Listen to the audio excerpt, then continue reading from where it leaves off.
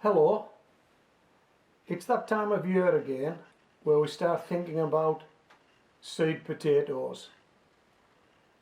We start thinking about what sort of potatoes we're going to grow during the coming growing year. Are we going to be growing red skins? Are we going to be growing white skins? Are we going to be sowing some earlies? Are we going to be growing late potatoes? Will we grow them in buckets? Will we grow them in pots? Will we grow them in bags? Will we grow them in a raised bed? How many seed potatoes do we need? Are we going to stick with seed potatoes, certified seed potatoes? Or have we got some set-aside potatoes from last year? Are we going to give shop-bought potatoes a go? Are we going to get some potatoes from the store? Give those a go. Will they grow? Can you grow shop-bought potatoes? Well, these are some of the questions that you may be asking yourself right now. And hopefully this video can perhaps give you some answers and give you some guidance. I've been growing potatoes now for more years than I can remember. But I've only been videoing the process for the last 2 or 3 years. And so even though it's far too cold to be doing anything with potatoes at the moment, other than actually deciding what you're going to do and when you're going to do it, what we can do is we can look at previous year's results and perhaps get a heads up on what we might want to do this year and what results we might be able to achieve. So what I'm going to do is I've compiled a number of potato growing videos and experiments. You will find the links to these videos in the text below this video, but I'm going to show you what you'll be able to find if you follow those links and watch those videos. Okay, can you see this guy up in this top corner? Can you see that guy? You might not be able to make out what that is. You might be able to. You may even have seen the video. That's a bucket with a potato growing in it. Let me just show you this.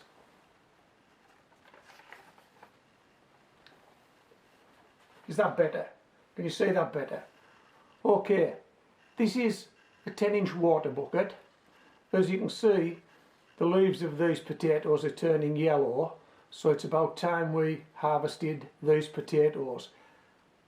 That is a split in the bucket from top to bottom, and the reason that bucket split is because of the number of potatoes and the size of the potatoes in that bucket trying to force their way out of that bucket. Okay, now this particular video starts with potatoes being planted in 4 different growing mediums in 4 different pots and ends with a 4-pot reveal. So the reason I actually done this experiment and shot this video was it was a compost trial basically, and I think what I used as growing medium, and you've all got this, I filled 1 pot with soil, I filled 1 pot with forest floor scrapings, I filled 1 pot with a store-bought compost that was 50% peat based, and I filled the 4th pot with recycled green waste, and then we grew them on. If you watch this video, I think I titled this video something like best compost for growing potatoes in. If you watch this video, you'll see me plant the potatoes, and you'll see me harvest the potatoes. You may want to give this trial a go yourself. You've all got soil. I'm pretty sure you've all got soil. You may have bags of compost. There's all kinds you may have ready to go. You may want to plan yourself a potato growing trial in different growing mediums. That might be something for you to do this coming growing year. So that's one of the videos you'll find in the links below.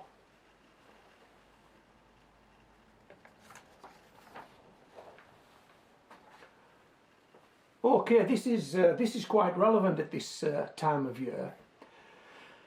This is a tray of seed potatoes. As you can see, half of them have started to chit, and half of them have got no chits at all. Now what I actually did was I split this batch of potatoes in half, and this half I used a process to speed up the chitting of the potatoes. If you want to see what that is, then you need to watch that video.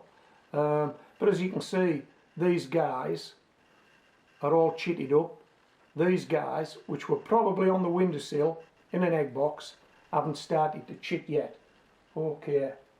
I think the difference between these potatoes that haven't chitted and these potatoes that have chitted is about 2 weeks of preparation got these guys chitted, whereas these guys stood on the windowsill for 2 weeks.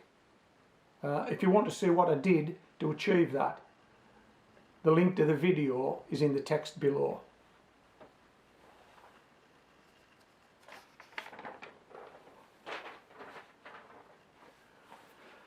This is an interesting video. I found this experiment very interesting, and how this experiment came about was, it's to do with how deep should you plant your potatoes.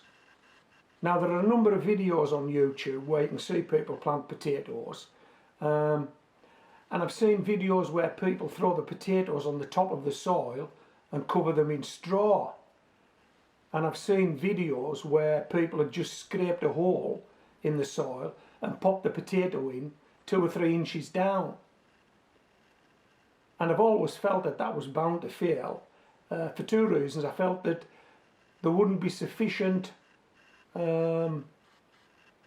growth within the soil to support the potato plant, and that it would blow over because it was planted so shallow. And I also felt that perhaps there would be a lot of green potatoes, that if you planted a potato too shallow, that the potatoes growing on that plant would break through the surface and have greenbacks. I deliberately plant potatoes shallow in one of these 10-inch buckets. If you're a follower of my channel, you'll know that I usually put 2 inches in the bottom of the bucket, sit the potato on it and top it off. So that potato usually has about 8 inches covering. In this particular video, I plant a potato with 6 inches of soil in that bucket and only a 4-inch covering.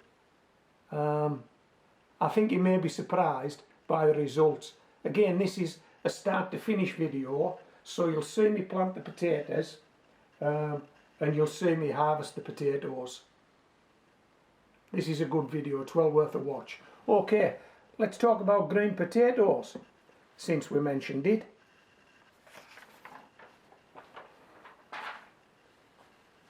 This is what I expected. Potatoes bursting through the soil at the top of the pot and actually turning green because they were exposed to the light.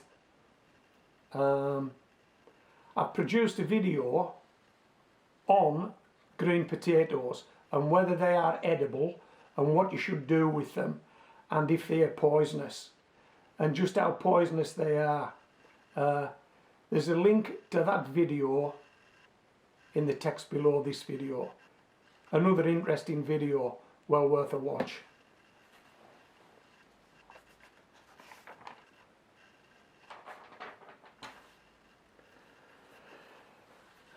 This experiment came about because, again, I'd watched a number of videos on YouTube of other people doing this, cutting a potato in half and planting the halves, but it invariably involved a big knife and lots of potatoes, and at the end of the video there were lots of sliced up potatoes on a worktop, and then I would struggle to find an end video that actually showed me whether these half potatoes would grow. So I thought I'd do it myself. I've never done it before. I thought I'd do it myself. So if you watch this video, I cut a potato in half, I plant the 2 half potatoes, and I also plant a whole potato. So we have a 3-pot shootout at the end. We have the 2 pots that grow the half potatoes, and we have the 1 pot that grows the full potato. Check out the reveal. That's interesting. It is interesting. You may want to give this a go yourself. It's so easy to do. This is so easy to do.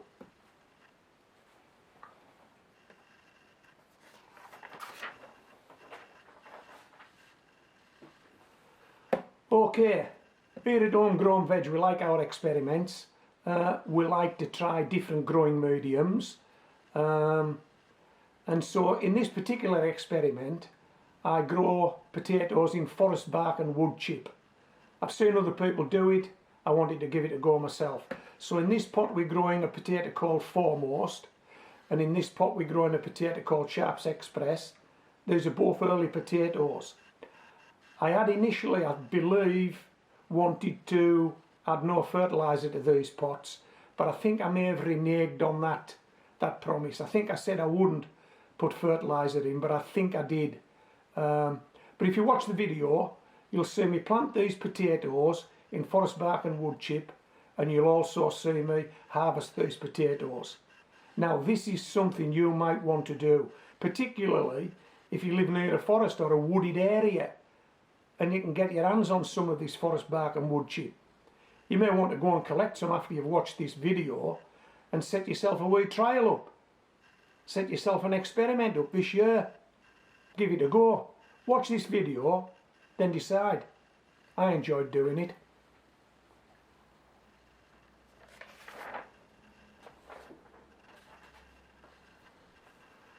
Okay, my old favourite, seaweed and leaves. Collect seaweed and leaves every autumn, chop them up, let it rest on top of a raised bed, compost it down, pop it in a pot, pop some potatoes in, see if you can grow potatoes in just seaweed and leaves. I'm not too sure if I added fertiliser to this pot, but if I did, it will tell you that in the video. If you live anywhere near a seashore, you may want to go and collect some seaweed. If you're growing in these 10-inch pots, you don't need a lot. You don't. Chop it up, mix it with some leaves, there's still some autumn leaves about the place, and fill a pot. You could go and collect those ingredients now while you're waiting for your potatoes to chit up. Give it a go, why not? Set yourself an experiment up, give it a go. You'll enjoy the reveal, and you might be surprised by the reveal. They don't look too bad, do they? Seaweed and leaves, no soil in sight.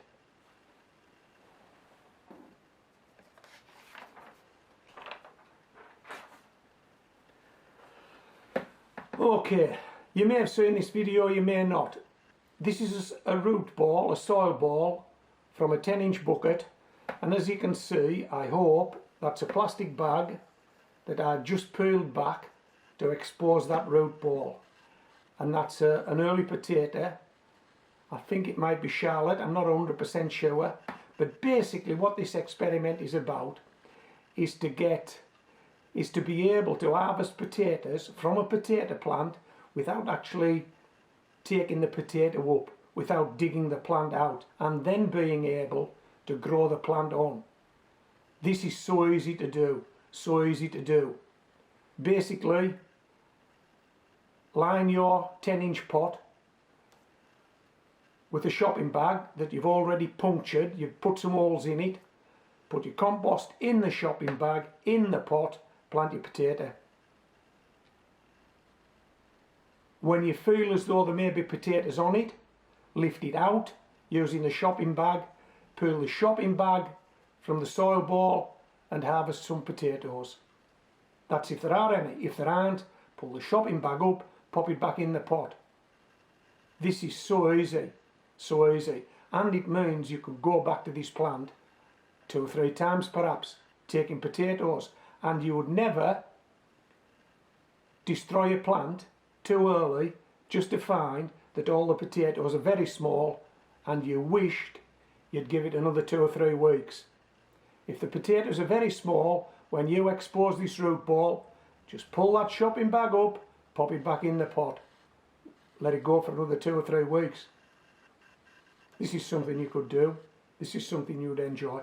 Watch this video. The link's in the text below. I think you may give this one a go. It's so easy. So easy to do.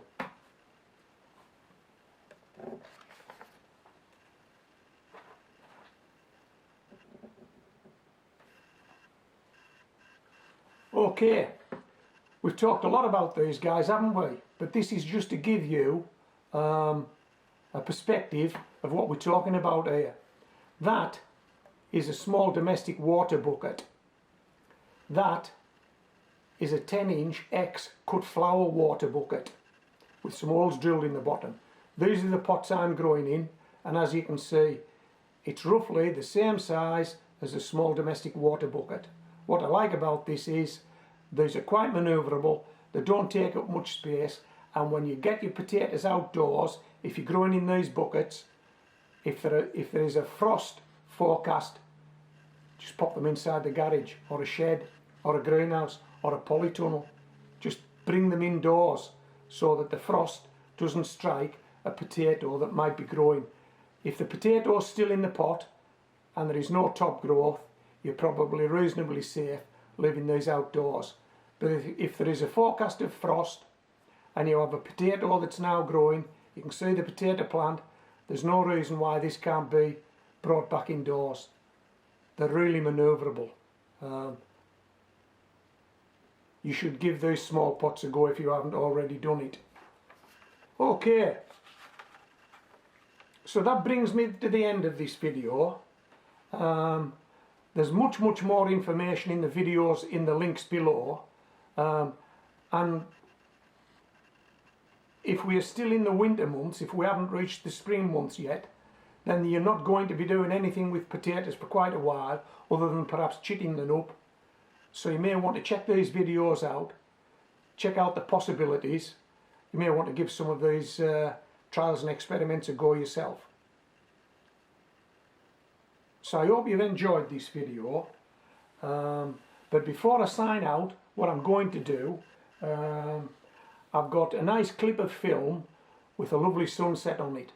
I'm going to tag that onto the end of this video, so you may want to watch this sunset, but in any case, this is Homegrown Veg signing out.